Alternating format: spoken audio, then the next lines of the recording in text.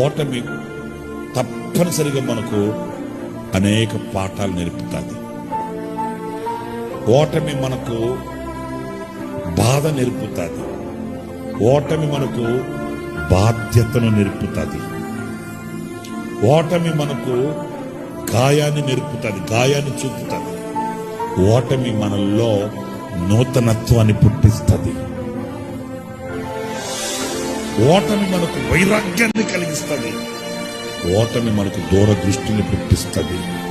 చాలా ఉన్నాయి. జయం ఒకటే, జయించేవాడు అయిపోయింది. ఓటమి అలా కాదు, తలంచినప్పుడల్లా నీ కళ్ళల్లో తడి తగులుతుంది. తడి తగిలినప్పుడల్లా నీ గుండె భారం ఎక్కుతుంది. ఆ భారంలోనే పుడుతుంది వైరాగ్యం, సాధించాలన్న కక్ష. స్తోత్రం కలుగుగాక.